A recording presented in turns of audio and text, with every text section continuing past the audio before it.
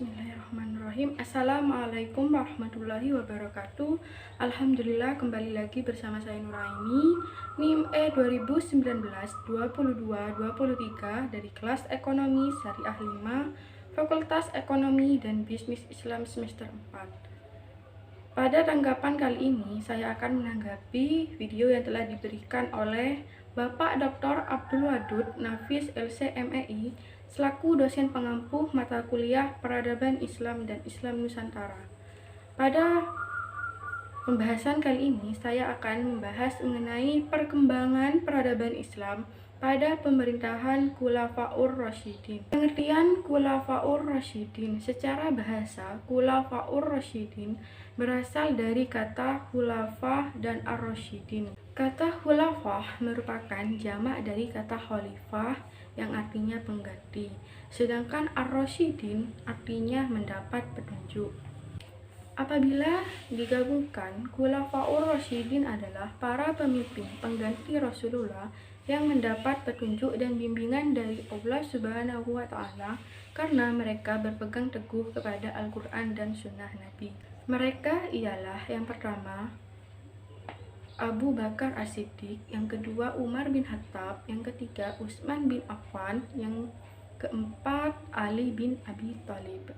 Yang pertama Abu Bakar As-Siddiq, lahir pada tahun 572 Masehi dan wafat pada tanggal 21 Jumadil Akhir 13 Hijriah atau 23 Agustus 634 Masehi.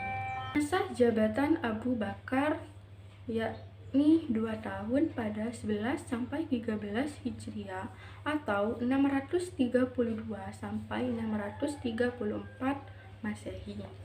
Kemajuan perkembangan peradaban Islam pada pemerintahan Abu Bakar As-Siddiq. Yang pertama, perbaikan sosial atau masyarakat. Yang kedua, perluasan dan pengembangan wilayah Islam. Yang ketiga, mengumpulkan ayat-ayat Al-Quran. Yang keempat, sebagai kepala negara dan pemimpin umat Islam. Yang kelima, meningkatkan kesejahteraan umat Islam.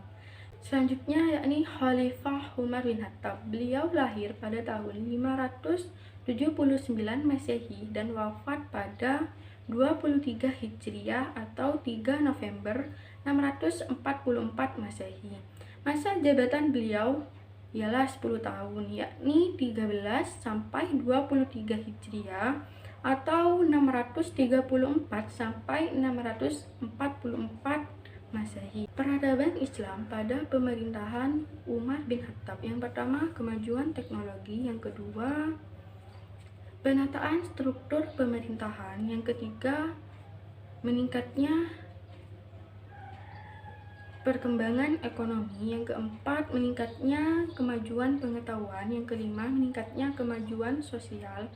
Dan yang keenam, meningkatnya kemajuan agama Islam. Selanjutnya, Khalifah Utsman bin Affan. Beliau lahir pada tahun 577 Masehi atau 12 Zulhijjah 35 sebelum Hijriah.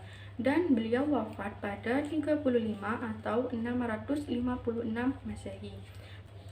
Masa jabatan beliau ialah 12 tahun pada 23 sampai 35 Hijriah atau 644 sampai 656 Masehi.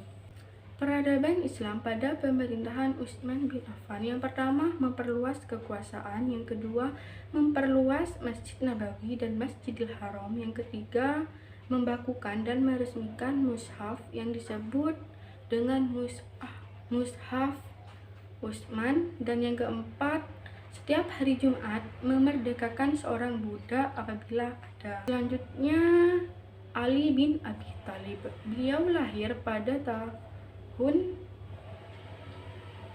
23 Masehi dan wafat pada 40 Hijriah atau 661 Masehi. Masa jabatan beliau ialah 5 tahun, yakni 35 sampai 40 Hijriah atau 656 sampai 661 Masehi. Peradaban Islam pada pemerintahan Ali bin Abi Thalib. Yang pertama, mengaktifkan kembali distribusi pajak tahunan. Yang kedua, selektif dalam seleksi gubernur dan pegawainya. Yang ketiga, sistem remunerasi atau penyempurnaan gaji pada pegawainya. Yang keempat, menjunjung tinggi kepentingan rakyat. Mungkin hanya itu yang dapat saya sampaikan, kurang lebihnya mohon maaf. Wabillahi taufiq wal hidayah. Wassalamualaikum warahmatullahi wabarakatuh.